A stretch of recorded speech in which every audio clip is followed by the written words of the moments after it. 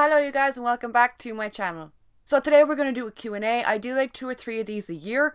I think I'm a bit overdue on this one because it's been forever since I did my last one. Alright, so I guess we'll just start on Twitter. Alright, so Megan said, what's the one concert you've always wanted to go to that you haven't had the chance to yet?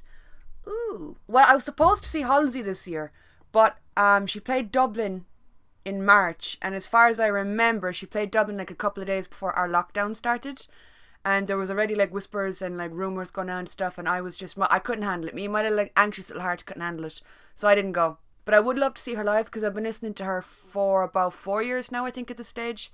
I'd also love to see Waterparks live because I have really gotten into them this year. So Kenneth asked, out of all the Walking Dead series, who would you invite to Christmas party if you could only invite 10 people? That's a lot of people. Wow, can I even like name 10 characters off the top of my head? Daryl, number 1, because I love him. Duh. Rick and Michonne, just so they could be together and have some happy time together, because let's face it, they fucking deserve it. Judith and RJ, so the whole Grimes family can be together. Can you bring back dead people? That sounds a bit weird. Because if you could, probably throw Coral into the equation as well. Carol. Now it's getting tricky because I'm running out of fingers. Luke, because I think he'd be funny and he could also provide music. Connie, because I adore her. And I don't want to add the final one, but like I have to. But it's gonna be controversial. We're gonna throw Negan in there just for the shits and giggles. Richard asked, what's my favourite Stephen King book? I quite liked Dreamcatcher and Under the Dome. I thought they were both really good ones. I loved Dreamcatcher. I need to read more. My attention span has gone absolutely just out the window. She really said, you don't need me no more, goodbye. And I can barely even focus on like conversations that I'm having as I'm having them. Ben and Negan said, are you going to continue with the channel after The Walking Dead ends? That's a question that people have been asking a lot. Yeah. The way I look at it is we still have like a year left of Walking Dead standalone content. Because as far as I know, the show isn't ending until like next year, right? And then you got to take into consideration that there's going to be probably Fear the Walking Dead is still going to be on at that point. You're going to have the spin-off shows. I think there was 2 announced, wasn't there? There was the Daryl and Carl one. I know that's not what it's called. I know, and people get on my ass about that when I call it that.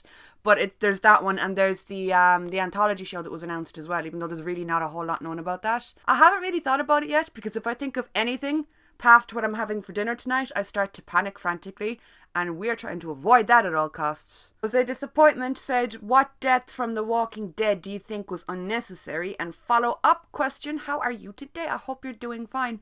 That is very sweet. You're always in my mentions, by the way, making me laugh. You come up with the funniest shit sometimes. How am I doing today? Well, it's early. What time is it? It is 9:20 in the morning, so there's still time for a whole lot of fucking disappointment.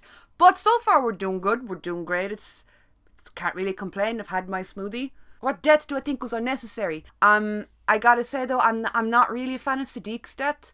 I feel like he probably should have been kept on longer in the show, given the fact that Coral died as a result of the whole Sadiq situation, and then you're just gonna kill off Sadiq too. So it's like, I feel like Sadiq could have gone a bit longer. Cole asked, would you ever consider doing a watch through of Buffy the Vampire Slayer, Chuck, or even Dexter? I love your reactions. Would love to see you react to them. I've seen Chuck, loved it, seen it from start to finish. I used to love that show when I was younger. I've seen a bit of Dexter, and I've never seen Buffy. Buffy is something that I'm kind of interested in, because I've had people tell me repeatedly that I'd love it, that it's my kind of show, and I'm like, fair enough. You guys are usually right. So yeah, perhaps. Bozzy asked, if you could create your own TV show, what genre would you choose and why? Ooh. See, I love horror. I really love horror, and I was kind of, I don't know, I was raised on horror. To this day, I gravitate more towards horror, thriller, movies and shows. I don't know, they just capture my attention more than romance and comedy and stuff. The thing with comedy is I am both the easiest person in the world to make laugh and the hardest. Like, if you tell me a joke, I'll probably just sit there deadpan like, good job. But if I see someone fall over in front of me, I will be in hysterics, doubled over on the floor in seconds, laughing. So comedies that are supposed to be funny, I usually don't really find funny, and I just kind of sit there like, I know this is supposed to be funny, but I'm not feeling it. So I would probably say I would stick to what I know, and I'd try and do horror or thriller. And plus, with horror, you have the potential to play around and get as ugly and gory as you want, and, you know, the blood and the guts and all of that. So, probably horror. And I would not have my stupid ass characters run up the stairs when they should be running out the front fucking door. So there'd be a lot more survivors at the end of my movie. Trasher asked, what is your favourite band? I have like a top 5 that I always have like in rotation. My favourite band ever is Queen. Since I got into them and since I started listening to them, I feel like no one's going to take that title from them for me. Helen asked, do you think we could get another spin-off show that solely focuses on Judith and her life after Walking Dead finishes? I think that is a good idea because 1, age-wise it makes sense, and 2, she is kind of being set up, I guess, for the character that Coral should have been. I don't know if she'll get a standalone show, but I do hope that she appears in one of the spin-offs and is a pivotal enough character in one of them, because there's a lot of potential there for her. Megs asked, meet and greet in Northern Ireland and when Corona's done and dusted, you're absolutely hilarious. Dude, I'm so down. There's actually a lot of people from around here that I want to meet up with when this ends, that we've been talking about meeting up with since forever, and we just haven't. Yes. Kyun-sun asked, have you ever had any paranormal encounters? Sorry if that's a weird question. I have a few of myself, and I have a few that don't belong to me, but that I'm sure that they'd be okay with sharing. Now, when it comes to the paranormal, I'm both like, I believe, and at the same time, I'm like, well, this and that and the other can be explained away. You know, but I am a believer at the same time, so when something happens, I do have that split moment of my blood running absolutely cold, and then followed by, let's try and explain this away so I don't cry. One that stands out more than anything is I was at work. I used to work in a small clothes shop in my city centre. I don't anymore because we closed down, and now this is my job. Well, this on Patreon, but yeah, I used to work in a small little shop, and it was 3 stories, so there was 3 floors. Wait, 4 floors if you include the basement. The basement I never had a problem with. I would go down to the basement. It was dark, it was creepy, it was scary, but I was like I work retail, there's nothing you can do that'll scare me. So yeah, it wasn't that bad. The staff room was on the 2nd floor, and that was fine. But the attic where the bathroom was, so the way this was laid out, you had to go up a narrow staircase. You're already on the 2nd floor in the staff room, but to go to the loo, you gotta go to the tallest floor. So you gotta go up again and go to the right. But it's like a wooden staircase, and it's like a very small attic, very cramped, and then there's a tiny little room. But to get there, you gotta walk through a little bit of darkness. And I had one moment where I was standing at the top of the stairs to come down, turn off the light, and I just got this feeling of dread and fear, like I wanted. And I wasn't even scared. I wasn't creeped. I wasn't spooked. I wasn't like, oh, it's dark, I'm scared. It was fine. But I got bad feelings. To this day, I can't explain it. An experience that my mother had is when I was a baby, she was talking to my grandmother, and the two of them were just chilling. I was asleep in my little crib, in my little cot. I was out cold, napping, as I so love to do. And they heard very, very loud footsteps come down the stairs. They thought either somebody had broken into the house or I had somehow fallen down the stairs. So they both came running, only to find me still absolutely knocked out asleep in the cot and no one else in the house. Neither of them can explain what the fuck that was about.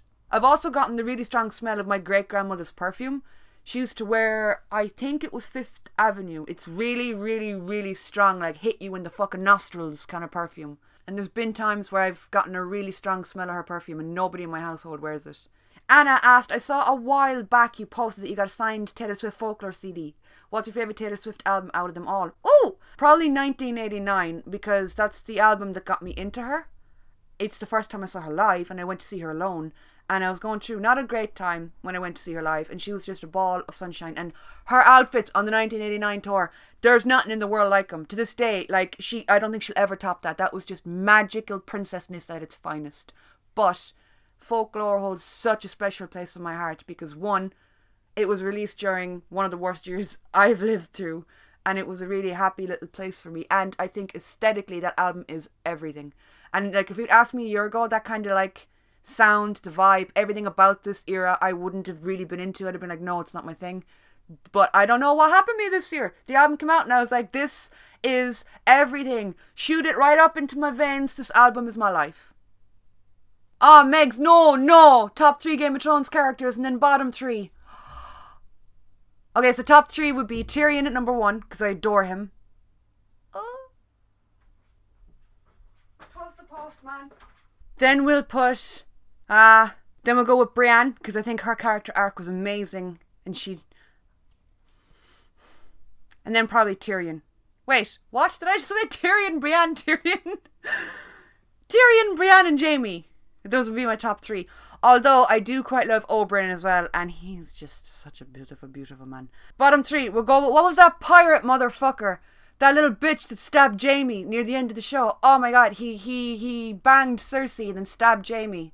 Got under my skin and I just wanted to rip him limb from limb. Put him in there with the really weird dude who... I'm not great with names in case you haven't noticed. Who's that really fucking weird fella that robbed Khaleesi's dragons at one point?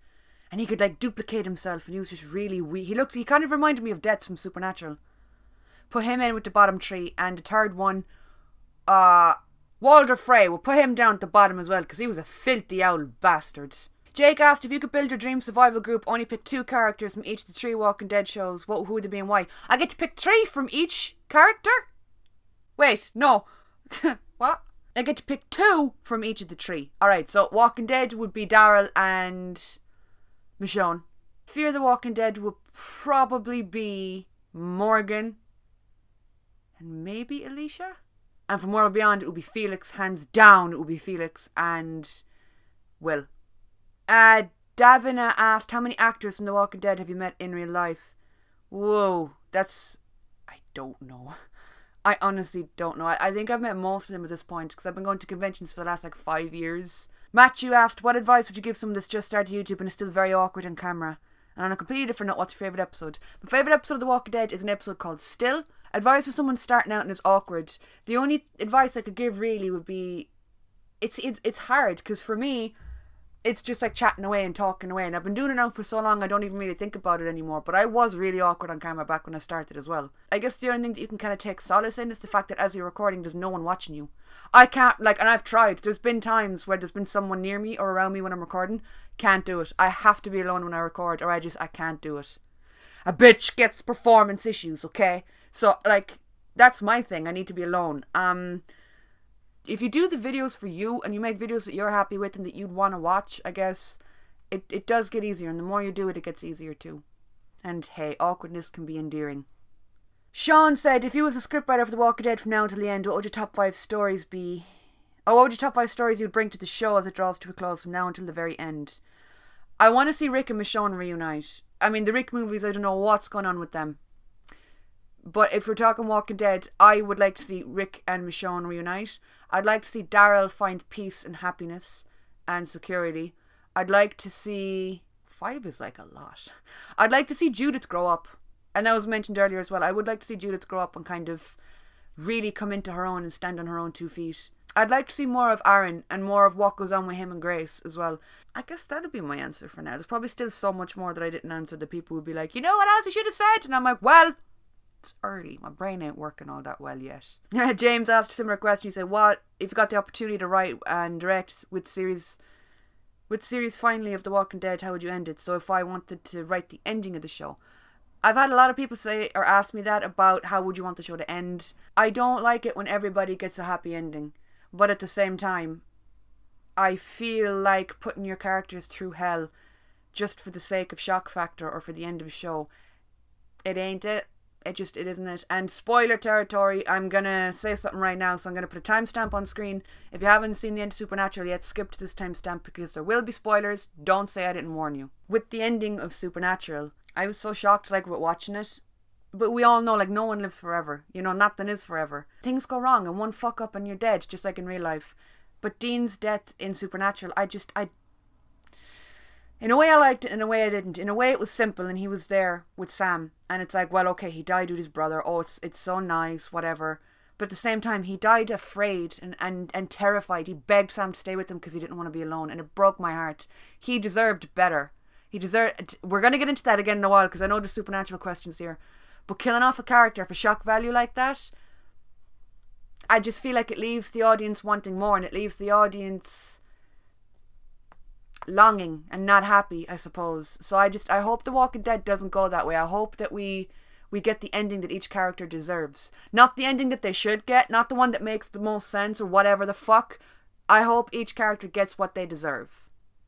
Corey asks, what's your top 3 sweetest, happiest Walking Dead moments? Oh god, there's so many! When Rashawn get together for the first time. Carol and Ezekiel, oh my god, I loved them together. I loved the montage of Coral where we saw him take the Polaroid with Judith. I thought that was really adorable. I love Glenn and Maggie's reuniting in the tunnels, and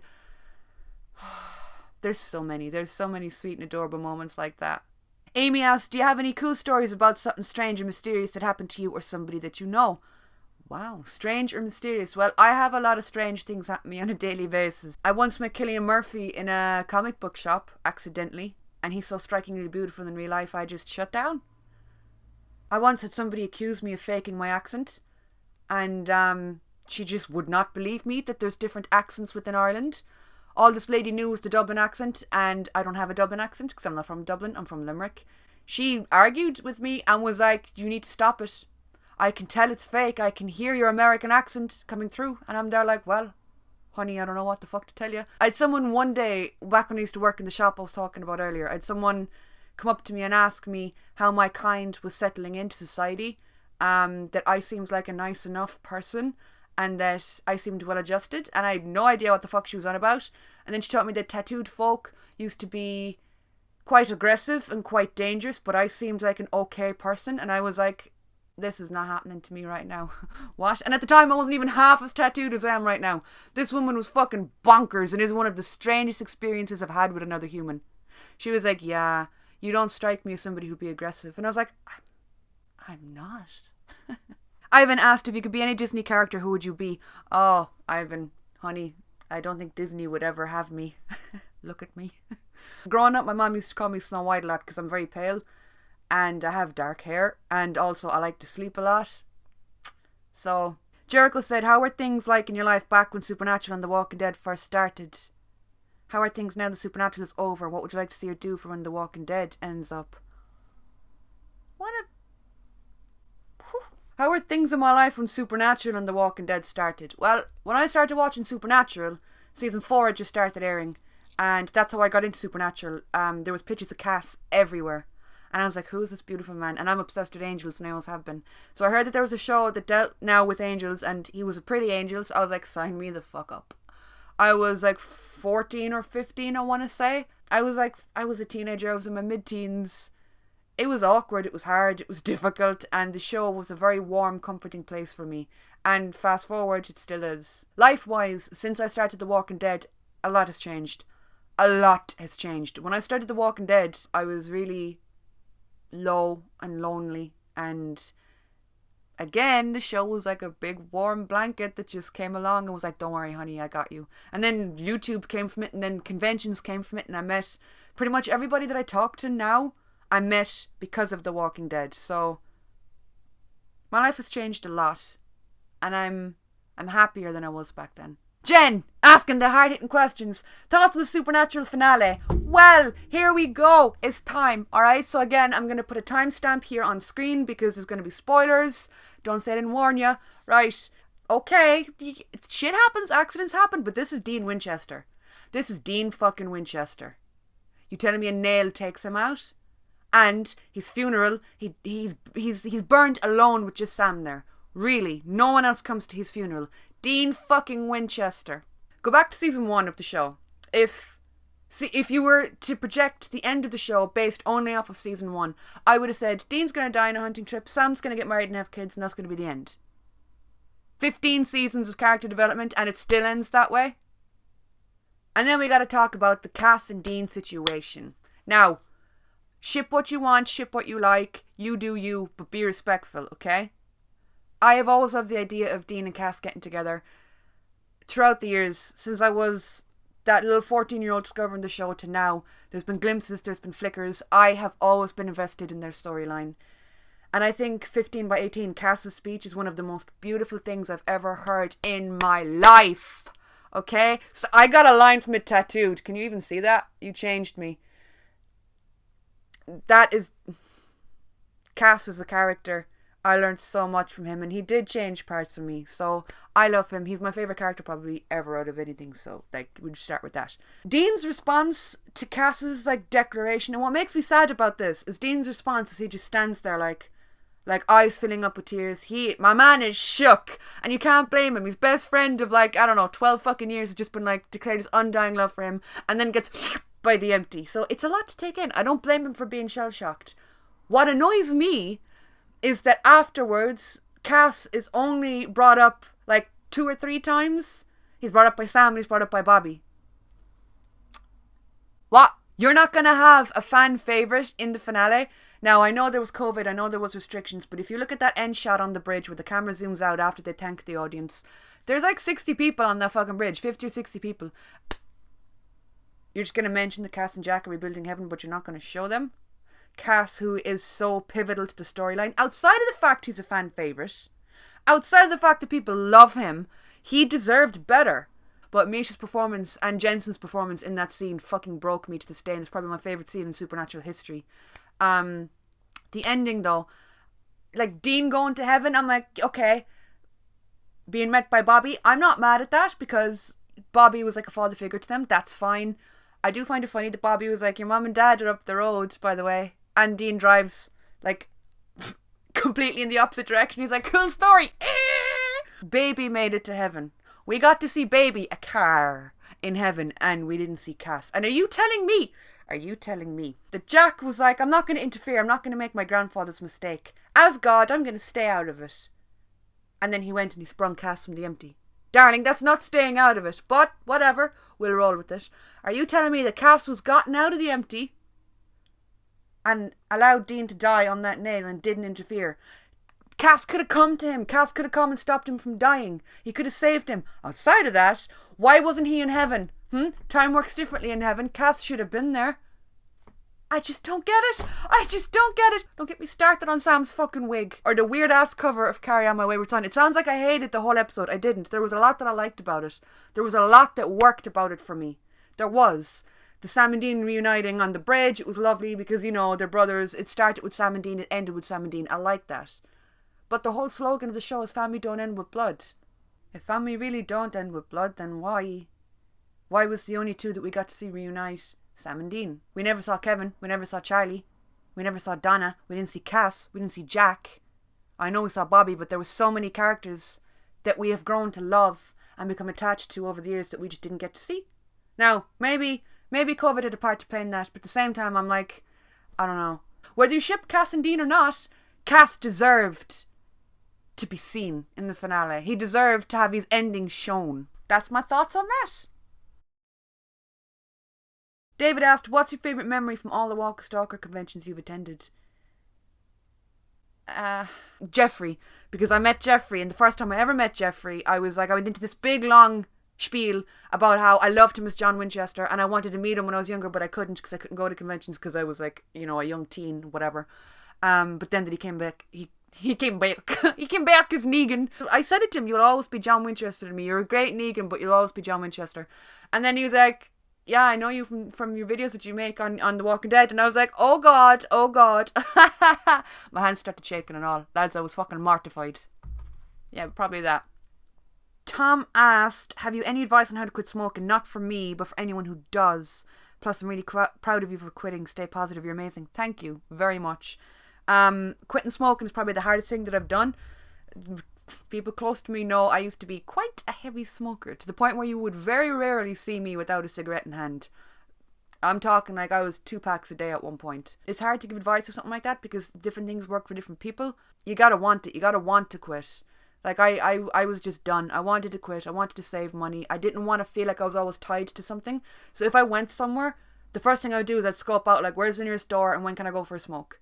If I went to the cinema to see a movie, about 20 minutes into the movie, like my hands would start shaking, my leg would start tapping, and I'd be like, I need to smoke. I've been a smoker for a very long time, longer than I'd like to admit. I have lung issues, and I know smoking does not help that, so I kind of just stopped overnight. I was getting a tooth removed. I don't know if you guys remember, I used to have like a tooth up in my kind of gum that just I hated. I was so paranoid about. So I got that removed, and because it was like a giant hole in your mouth, the dentist was like, yeah, you can't smoke because the suction and whatnot.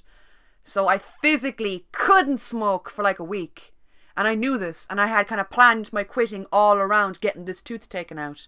So I couldn't smoke. I leaned on the nicotine gum for quite a while and then I swapped that out to regular gum. Advice would be you gotta fucking want it. You have to be a determined, stubborn little fuck, and don't beat yourself up if you backslide, you know what I'm saying? It's something that if you do quit, you're going to be dealing with forever. So just go easy on yourself, yeah? And that's it for Twitter. I think I'll split up my Twitter ones from my Instagram ones because this video has already run far too long. So yeah, thank you guys for watching my Twitter Q&A. I'm hoping it won't be too long once I edit it down. I'm hoping to save it a bit in editing because it's currently 45 minutes long. That's a long ass fucking video. The link to my Patreon is down below where I do a reaction to a whole bunch of shows. This month there's a lot going on over there. Jesus, we've The Mandalorian, we've started up The Punisher, there's Teen Wolf, there's Riverdale, there's The 100, there's Lucifer. I started up Sabrina as well and I'm fucking obsessed with that show. There's like movie reactions and live streams and stuff as well. So the link to that, if you would like to check it out, if you would like to support me, I'd very much appreciate it. And if you can't, that is totally fine. But the link is below. The link to my Twitter and my Instagram as well is down below if you want to connect with me, say hello. Thank you guys for watching and I will talk to you all soon.